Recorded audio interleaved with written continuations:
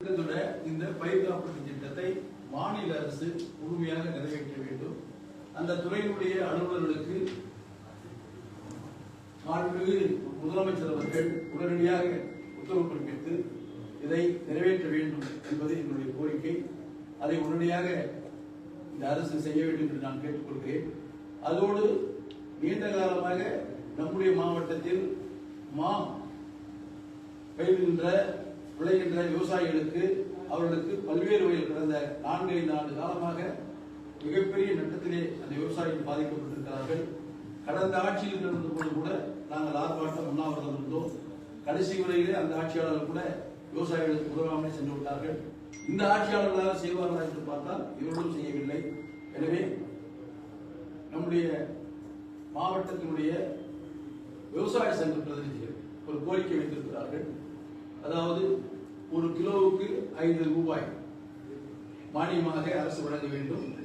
அப்படி வழங்குகின்ற பட்சத்தில் இந்த நிதிநிலை அறிக்கையிலே வேளாண் நிதிநிலை அறிக்கையிலே அதற்கென்று 100 கோடி ரூபாய் ஒதுக்க வேண்டும் என்று அவர்கள் கோரிக்கை வைத்திருக்கிறார்கள்.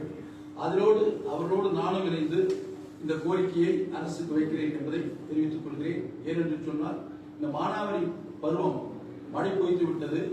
அனைத்து விவசாயிகளும் ஏக்கத்தோடு பார்த்துக் கொண்டிருக்கிறார்கள். அதுவும் குறிப்பாக மேற்கு பகுதியில் இருக்கின்ற விவசாயிகள் இந்த விவசாயத்தையே நம்பி இருக்கின்றவர்கள். மழை பெய்யாத காரணத்தினால் பொய்த்திருக்கிறது.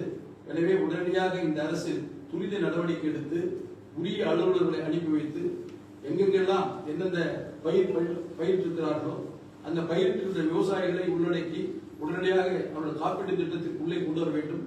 விவசாயிகள் பணம் கட்டவில்லை என்று சொன்னாலும் கூட அரசே கட்ட வேண்டும் என்ற கோரிக்கையும் நான் இந்த அரசுக்கு வைக்கிறேன். இந்த விவசாய பிரச்சனைகள் தண்ணீர் பிரச்சனையில கர்நாடகா கொடுக்கறது அப்படிங்கறத தாண்டி ஆளுங்கட்சியாக சரியாக செயல்படவில்லையோ அப்படிங்கிற மாதிரி பல இடங்கள்ல தோணுது. ரீல்ஸ்க்கு கொடுக்கிற முக்கியத்துவத்தை இவங்க முக்கியமா என்ன நடவடிக்கைகள் எடுக்கணும் அப்படிங்கிற ஒரு சாத்தியக்கூட செய்யல, சட்ட ரீதியாக போராடல. இதை பத்தி உங்களுடைய கருத்து? அதாவது இதில் அரசியல் பேச நான் விரும்பவில்லை. என்னென்னு சொன்னால் ஒவ்வொரு வருடமும் ஜூன் 12ஆம் தேதி காவிரி படுகைக்கு மேட்டூர் அணையிலிருந்து தண்ணீர் திறக்கிறது இயல்பான ஒன்று. அது மழை குறைவாக இருக்கின்ற பட்சத்தில் போதிய நீர் ஆதாரம் மேட்டூர் அணை இல்லை என்று சொன்னால் அந்த அரசு உடனடியாக கர்நாடக அரசை அணுகியிருக்க வேண்டும். இப்பொழுது நமக்கு புரட்சி தலைவி அம்மா அவர்கள் நீண்ட சட்ட போராட்டத்திற்கு பின்பாக உச்சநீதிமன்றம் தீர்ப்பளித்து மத்திய அரசு காவிரி மேல்வானை ஆணையத்தை அமைத்து அதன் வாயிலாக நமக்கு தண்ணீர் கொடுக்க வேண்டும் என்ற உச்சநீதிமன்ற தீர்ப்பை உத்தரவை அமல்படுத்தியிருக்கிறார்கள். உடனடியாக அந்த ஆணையத்திலே நாம் கோரிக்கை வைத்திருக்க வேண்டும், தண்ணீர் திறந்துவிட வேண்டும் என்று சொல்லியிருக்க வேண்டும். சொல்லிவிட்டு கர்நாடகத்திற்கும் நாம் ஒரு கருத்தை ஒரு அப்பீல் செய்திருக்க வேண்டும். என்று சொன்னால் அந்த அரசுக்கு நம்முடைய கோரிக்கை போய் சென்றடைய வேண்டும். ஆணையம் தான் கொடுக்க வேண்டும் என்றாலும் கூட நம்முடைய கோரிக்கை அந்த அரசுக்கு வைத்திருக்க வேண்டும். ஆனால் நம்முடைய முதலமைச்சர் அவர்கள் இவருக்கு அனுபவம் இல்லாத காரணத்தினால் அவருக்கு உரிய நேரத்தில் இந்த கருத்துக்களை சொல்லக்கூடிய அலுவலர்கள் அருகாமையில் இருந்து சொல்லியிருக்க வேண்டும். அவர் சொல்லாத காரணத்தினால் இது காலதாமதம் ஏற்பட்டிருக்கிறது என்பதை நான் தெரிவித்துக் கொள்கிறேன்.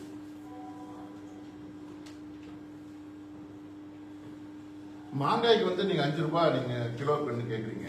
ஆனா already central government state government சேர்த்து 4 ரூபாய் கொடுக்குறேன்னு சொல்லி அனௌன்ஸ் பண்ணிட்டாங்க. அந்த அனௌன்ஸ் பண்ண ஸ்கீம்லையும் வந்து என்ன பண்றாங்க கேட்டீங்கன்னா, நம்மளுக்கு ஆக்சுவலா கிராப் வந்து இந்த வருஷம் கிராப் வந்து பாத்தீங்கன்னா நம்மளுக்கு வந்து மார்ச் ஏப்ரல்லேயே வந்து நம்மளுக்கு வந்து மே வரைக்கும் நமக்கு எல்லாம் அறுவடை பண்ணிட்டாங்க. ஆனா ஜூலைக்கு ஆகஸ்டுக்கு மட்டும்தான் அந்த சப்சிடி கொடுக்க முடியும்னு சொல்லி அந்த பழக்கூழ் தொழிற்சாலைகள்ல அரசு வந்து லிஸ்ட் கேட்டிருக்காங்க. அதாவது ஜூலை எண்டு அதுக்கப்புறம் ஆகஸ்ட் இந்த 2 மாசங்கள்ல எவ்வளவு மாங்காய் நீங்க கொள்முதல் பண்ணிருக்கீங்க டேட்டாஸ் கேட்டிருக்காங்க.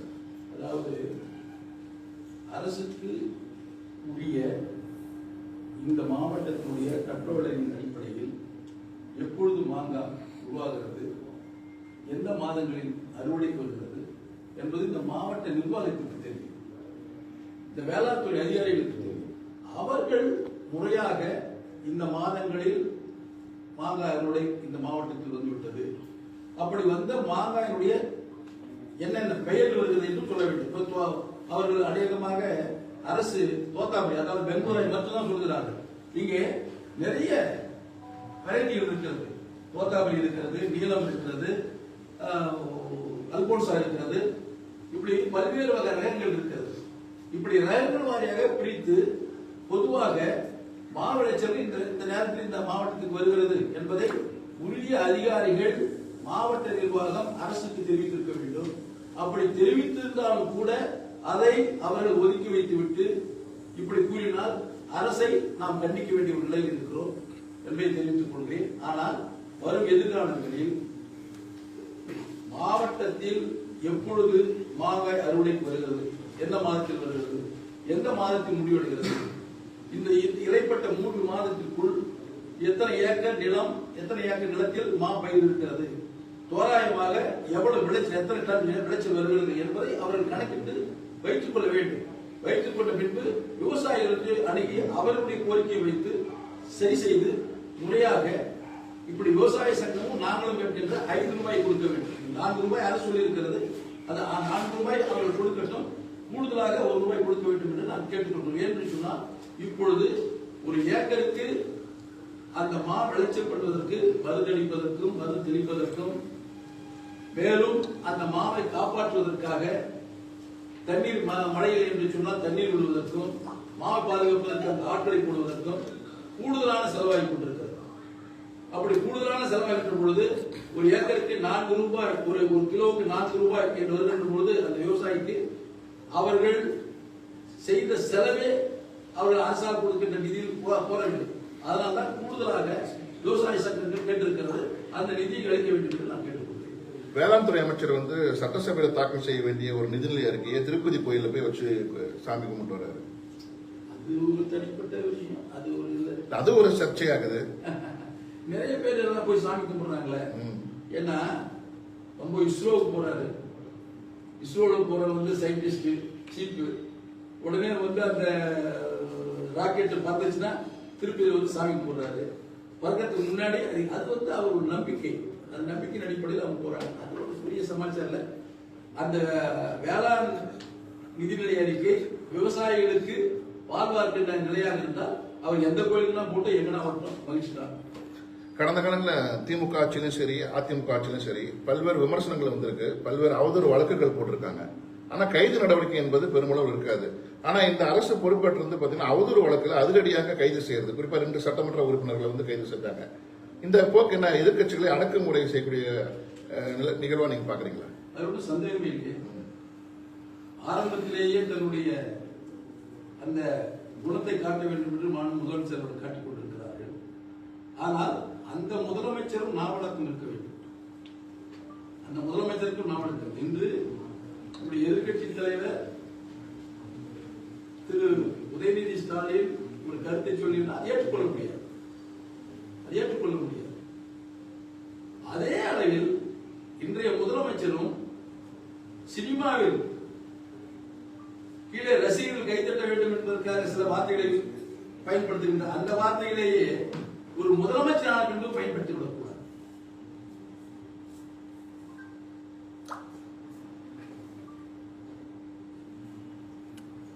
நேற்றைய தினம் உதயநிதி ஸ்டாலின் அவர்கள் பேசியிருந்த அந்த விஷயம் வந்து இன்னைக்கு சர்ச்சையாயிருக்குது. எல்லா மாவட்டங்கள்லயும் ஆர்ப்பாட்டங்கள்லாம் பண்றாங்க. இன்னைக்கு அவர் கைது செய்யக்கூடும் என ஒரு கருத்து கூறப்படுது. அவர் வீட்டில் காவல்துறை குவிக்கப்பட்டிருக்காங்க. இதை பத்தி ஏற்கனவே சொன்னதுதான்.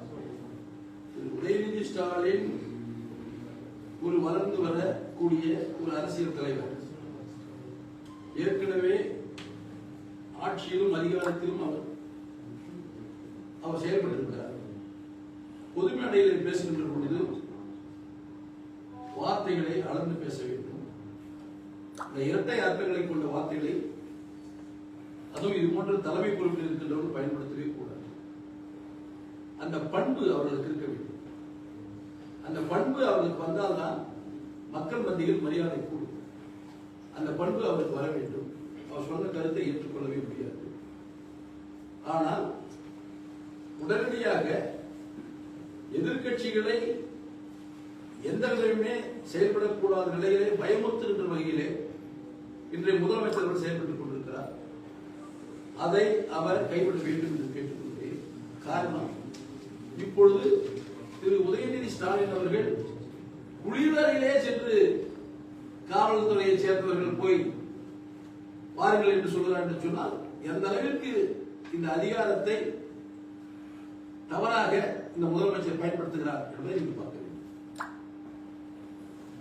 நாளைக்கு சட்டமன்றம் கூடுற நிலையில அவர் இன்னைக்கு கைது பண்றது அவருடைய செயல்பாட்டை சட்டமன்றத்தில் முடக்கலாம்னு நினைக்கிறாங்க டிவிக்கு. நாளைக்கு சட்டமன்றம் கூடுது, அது வரக்கூடாதுன்னு சொல்லிட்டு அது அவர் கைது பண்றாரு. கைது பண்ண அவர் நீதிமன்றத்துக்கு போயிட்டு அவர் நாளைக்கு சட்டசபை கூடுது, சட்டசபை நான் எதிர்கட்சி தலைவர் கேட்டு வாங்கிட்டு வர வேண்டியதுதான். நீதிமன்றமும் அதுக்கு தகுந்த மாதிரி நடந்துன்னு நினைக்கிறேன். ஏன்னா இப்ப மார்க்கண்டேயனும் நீதி சட்டசபை கூடுதுன்னு பெயில் வாங்கியிருக்காரு. அந்த கண்டிஷன் பெயில் கூட என்ன சொல்லியிருக்காரு, சட்டமன்றம் கூடும் போது நீங்க கண்டிஷன் பெயில் போட தேவையில்லை, சட்டமன்றத்தை நீங்க சட்டமன்றத்தில் போயிருங்க, சட்டமன்றம் இல்லாம அந்த கண்டிஷன் பெயில் கையில் போடுன்னு சொல்லியிருக்காரு. காவிரி பிரச்சனையில சரி, மேகதாதுலயும் சரி, முதலமைச்சர் இதுவரை வாய் திறந்து இந்த நாட்டு மக்களுக்கு எந்த ஒரு கருத்தையுமே சொல்றதில்லை. சம்பந்தப்பட்ட நீர்வளத்துறை அமைச்சரும் அதை வந்து பேசுறதில்லை. பிற அமைச்சர்கள், துறை சார்ந்த அல்லாத பிற அமைச்சர்கள் மட்டும்தான் இதுல வந்து அவங்க விளக்கத்தை கொடுத்துட்டு இருக்காங்க. நீங்க ஏற்கனவே சொன்னீங்க போதிய அனுபவம் இல்லாத காரணத்தினால முதலமைச்சர் என்ன செய்யவே தெரியாத இருக்காருன்னு சொல்லி. இந்த விஷயத்தை வந்து காவிரி பிரச்சனையை தமிழக அரசு முழுமையாக சட்டத்துக்கு உட்பட்டு கையாளுன்னு நினைக்கிறீங்களா? அதாவது காவிரி நீர் தேவைகளை, காவிரி தண்ணீர் பிரச்சனையை அரசியலாக பார்க்காமல் அனுபவம் இல்லாத ஒரு முதலமைச்சருக்கு நாம் அந்த அனுபவத்தை சொல்லிக் கொடுக்க வேண்டும். அதற்காகத்தான் எங்களுடைய கழகத்தினுடைய பொதுச்செயலாளர் போட்டுதலுக்குரிய எடப்பாடியார் அவர்கள் அனைத்து கட்சி கூட்டத்தை கூட்ட வேண்டும் என்று கேட்டார். அப்படி அனைத்து கட்சி கூட்டத்தை அவர் கூட்டியிருந்தால் அனுபவம் உள்ளவர், ஏற்கனவே முதலமைச்சராக இருந்தவர் மாண்புமிகு எடப்பாடியார் அவர்கள், அரசு மத்திய அரசு எப்படி செயல்படும், அப்படி செயல்படுகின்ற போது மாநில அரசு எப்படி இருக்கும், அந்த மாநில அரசை தாண்டி நாம் எப்படி ஆணையத்தில் நாம் எப்படி கோரிக்கை வைக்க வேண்டும், ஆணையம் உடனடியாக செயல்படவில்லை என்று சொன்னால் அதற்கு அடுத்ததை எப்படி உச்சநீதிமன்றத்திற்கு சென்று ஆணையத்திற்கு ஒரு நேரடி உத்தரவை டைரக்ஷன் வாங்க வேண்டும் என்ற அனுபவத்தை அவர் சொல்லியிருப்பார். அதற்காக தான் அனைத்து கட்சி கூட்டத்தை கூட்ட வேண்டும் என்று எடப்பாடியார் சொன்னார். முன்னாள் முதலமைச்சர் திரு ஸ்டாலின் அவரும் சொன்னார். ஆனால் அவர் மதிக்கவே இல்லை. இன்றைய முதலமைச்சர் யாரையும் மதிக்கின்ற மாதிரி தெரியவில்லை. கர்நாடகாவில் பாருங்கள், டெல்லியிலிருந்து வந்தார், வந்தவுடனே அனைத்து கட்சி கூட்டத்தை கூட்டினார். பாருங்கள் எப்படி அழகாக அவர் ஏற்பாடு பண்ணிருக்க பாருங்க. மத்தியில் உட்கார்ந்துக்கிட்டாரு, பாரதிய ஜனதா கட்சி தலைவர் இடையில பக்கத்தில் உட்கார வச்சுக்கிட்டாரு, முன்னாள் முதலமைச்சர் சித்தராமையா வச்சுக்கிட்டாரு, எல்லா கட்சி தலைவரும் வச்சுக்கிட்டாங்க, சென்ட்ரல் மினிஸ்டர்ஸ் எல்லாம் வந்திருந்தாங்க, இந்த குமாரசாமி வந்திருந்தாரு, எல்லாம் வந்திருந்தாங்க. அவங்க மாவட்டம், அவங்க மாநிலத்துக்கு அவங்களுடைய தேவைகளை ஆனா ஒற்றுமையா அதை செய்யறாங்க. இந்த ஒற்றுமையா நாங்க வரேன்னு சொன்னா கூட இந்த முதலமைச்சர் கேட்க மாட்டேங்கிறாரு. தான் தோண்டித்தனமா தான் இது நடந்துட்டாரு. இது தமிழ்நாட்டினுடைய ஜீவாதார பிரச்சனை, குடிதண்ணீர் பிரச்சனை, வாழ்வாதார பிரச்சனை. தஞ்சையில் விவசாயம் செய்தால்தான் தமிழகத்தில் உள்ள மக்கள் அனைவரும் நிம்மதியாக சோறு உண்ண முடியும். அதை அவர் புரிந்து கொள்ள வேண்டும். ஏதோ உதயநிதி ஸ்டாலின் சொல்லிவிட்டார் என்பதற்காக உடனே இவ்வளவு பெரிய ஆர்ப்பாட்டத்தை செய்து கொண்டிருக்கிற நீங்கள் ஜீவாதாரமான ஒரு பிரச்சனையில் வந்து மெத்தனமாக இருந்து கொண்டிருக்கிறீர்களே. இப்போ மேகதாது காவிரி விஷயத்துல விஜய் அவர்கள் அரசியல் செய்யறாருன்னு நீங்க சொல்ல வரீங்களா? காவிரி விஷயத்துல விஜய் அவர்கள் அரசியல் செய்யறாருன்னு சொல்ல வரீங்களா? காவிரி விஷயத்துல விஜய் அரசியல் செய்யல. அரசியல் அந்த காவிரி இஷ்யூவை எப்படி ஹேண்டில் பண்றதுன்னு அவருக்கு தெரியல. அரசியல் செய்யறது அவர் தான் சிஎம். அவர் என்ன அரசியல் பண்ண போறாரு, தண்ணி எப்படியோ கொண்டு வரணும். ஆணையம் 15 நாளைக்கு தினமும் 3500 கியூசெக்ஸ் தண்ணீர் ரிலீஸ் பண்ணிட்டு ஆணையம் உத்தரவு பண்றாங்க. கர்நாடகா கொடுக்கல. கர்நாடகா உடனே அடுத்து என்ன நடவடிக்கை எடுத்துக்கணும்? அதுக்கு முன்பாக, அதாவது ஜூன் 12க்கு தண்ணீர் கிடைக்காத பட்சத்தில், விடாத பட்சத்தில் தமிழக அரசு முதலமைச்சர் உடனடியாக அப்பொழுதே நடவடிக்கை எடுக்க வேண்டும். எப்பொழுது? ஜூன் 12 ஆரம்பித்திருக்க வேண்டும். முறையாக யார் இடத்திலே கடிதம் கொடுக்க வேண்டும், யார் இடத்திலே மலர் கொடுக்க, யார் இடத்திலே நேரடியாக சென்று பேச வேண்டும், செய்திருக்க வேண்டும். எதையுமே செய்யவில்லை. சம்பந்தம் இல்லாதவர்கள், இதோ ஒரு வாய்ப்பு கிடைச்ச மந்திரி ஆனவர்கள் அவங்கெல்லாம் வந்து மீடியா கிட்ட உட்கார்ந்து காவிரி பிரச்சனை பத்தி பேசுறாங்க. என்ன நியாயம்? அது ஒரு அமைச்சர் சொல்றாரு, யாராவது ஒருத்தர் அறிவுரை சொன்னா உங்களுக்கு என்ன வேலை இல்லை, நீங்க ஒதுங்க, அரசியல் ஒதுங்க சொல்றாரு. எவ்வளவு ஒரு ஒரு அகங்காரமான வார்த்தை. என்ன தெரியல, தமிழ்நாடு அரசியல் அவங்களுக்கு எல்லாம் நமக்கு தெரியல. தவறு. ஏன்னா இப்பதான் வந்துருக்கீங்க, 2 மாசம் கூட ஆகல. மக்களுடைய பிரச்சனைகளை கையில் எடுத்து முறையா செயல்படணும் தான் நாங்க கோரிக்கை வைக்கிறோம்.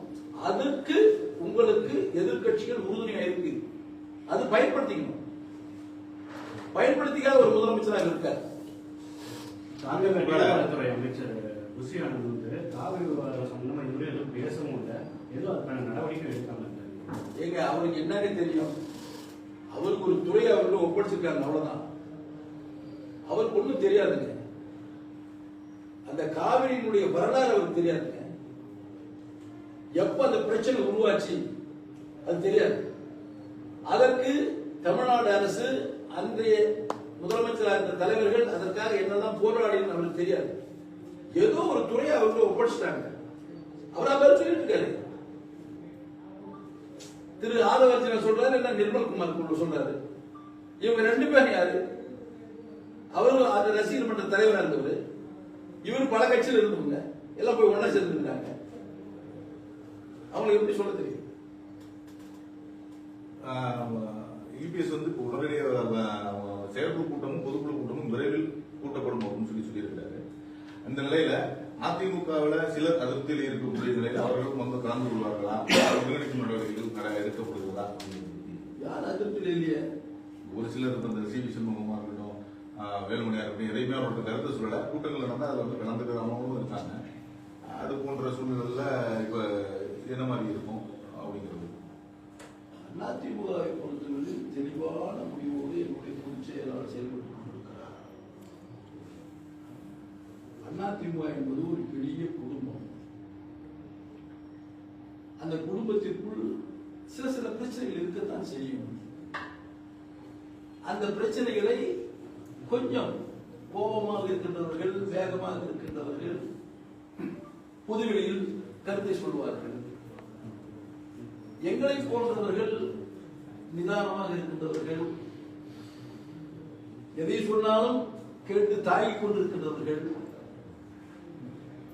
சொல்லுகின்றவர்கள் யாராக இருந்தாலும் அது உடலில் உள்ள ஒரு அங்கம் என்று நினைத்துக் கொண்டிருக்கின்றவர்கள் நாங்கள். ஆனால் அவர்கள் என்ன சொன்னாலும் அதை சிரித்துக் கொண்டே ஏற்றுக்கொண்டு அவர்களையும் அரவணைத்து செல்ல வேண்டும் என்ற எண்ணத்தோடு இருக்கின்றவர்கள் நாங்கள். அதனால் இது எங்களுடைய குடும்ப பிரச்சனை. நீங்கள் அதற்கு தயவு செய்து வருத்தம் தெரிவித்து கேள்வியை நீங்கள் கிருஷ்ணகிரி